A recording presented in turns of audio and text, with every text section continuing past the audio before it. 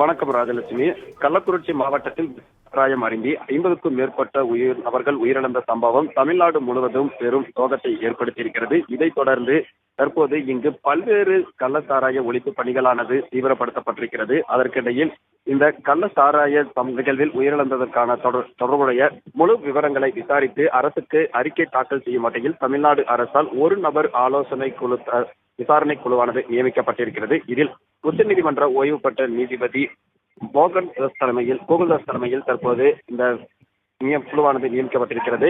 முதற்கட்டமாக இன்று காலை கள்ளக்குறிச்சி மாவட்டத்திற்கு வருகை தந்த ஓய்வு பெற்ற நீதியரசர் அவர்கள் மாவட்ட ஆட்சியர் அலுவலகத்தில் அனைத்து துறை அரசு உயர் அதிகாரிகளுடனான ஆய்வுக் கூட்டம் ஒன்றை நடத்தினார். அந்த ஆய்வுக் கூட்டத்தை முடித்த பின்னர் அங்கிருந்து கருணாபுரம் புறப்பட்ட அவர் அங்கு கள்ள சாராயத்தால் பாதிக்கப்பட்ட நபர்களின் குடும்பத்தினரை நேரில் சந்தித்து அவர்களுக்கு ஆறுதல் கூறிவிட்டு நடந்த நிகழ்வுகள் குறித்து அங்கு விசாரணை மேற்கொண்டார். அதன் பின்னர் அங்கிருந்து தற்சமயம் கள்ளக்குறிச்சி அரசு மருத்துவக் கல்லூரி மருத்துவமனைக்கு வருகை தந்துள்ள நீதியரசர் தற்போது மருத்துவமனையில் சிகிச்சை பெற்று வரக்கூடிய நபர்களை சந்தித்து அவர்களிடம் இந்த கள்ள சாராயம் குறித்தான தகவல்களை சேகரித்த வண்ணம் இருக்கிறார்.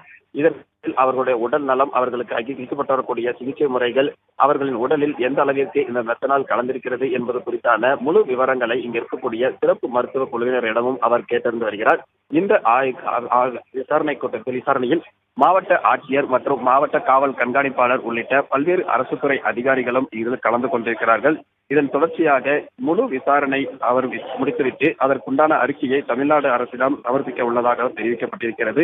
இது மட்டுமில்லாமல் தற்போது இந்த வழக்கு விசாரணையானது சிபிசிஐடி வசம் ஒப்படைக்கப்பட்டிருக்கக்கூடிய சூழ்நிலையில் சிபிசிஐடி காவல்துறையினரும் ஒருபுறம் இந்த சம்பவம் தொடர்பான விசாரணையை முடுக்கிவிட்டிருக்கிறார்கள். ஏற்கனவே சாராய வியாபாரிகள் 3 பேர் சிறையில் அடைக்கப்பட்டிருக்கக்கூடிய சூழ்நிலையில் மெத்தனால் கலந்த கள்ள சாராயத்தை விற்பனை செய்ததாக 2 நபர்களை வைத்து தற்போது ஒரு விசாரணை என்பது முடுக்கிவிடப்பட்டிருக்கிறது. அவர்களிடம் இருந்து இந்த மெத்தனால் கலந்த கள்ள சாராயம் வேறு எந்தெந்த சாராய வியாபாரிகளுக்கு வழங்கப்பட்டிருக்கிறது, அந்த பகுதிகளில் ஏதேனும் பாதிப்புகள் உள்ளனவா என்பது குறித்து தற்போது போலீசார் விசாரணை முடித்துவிட்டிருக்காங்க. இது ஒரு புறம் நடைபெற்றக்கூடிய சூழ்நிலையில் மற்றொரு புறம் கல்வராயன் மலை பகுதியில் இருந்துதான் கள்ள சாராயம் அதிக அளவில் காய்ச்சப்பட்டு அங்கிருந்து நகரக்குள் வரப்பட்டு விற்கப்படுவதாக தகவல் வெளியானதை அடுத்து போலீசார் தனிப்படை அமைத்து அந்த பகுதிகளும் ஒரு தீவிர சோதனையை மேற்கொண்டு வருகிறார்கள். ராஜலட்சுமி, கள்ளக்குறிச்சியில் சிகிச்சை பெற்று வருபவர்களிடம் தனிநபர் ஆணையம் விசாரணை மேற்கொண்டு வருகின்றனர். இந்த விசாரணைக்கு பிறகு தமிழ்நாடு அரசிடம் அறிக்கை தாக்கல் செய்யப்படும் என்ற தகவல் வெளியாகி இருக்கிறது. விவரங்களை வழங்கியதற்கு நன்றி சுதன்.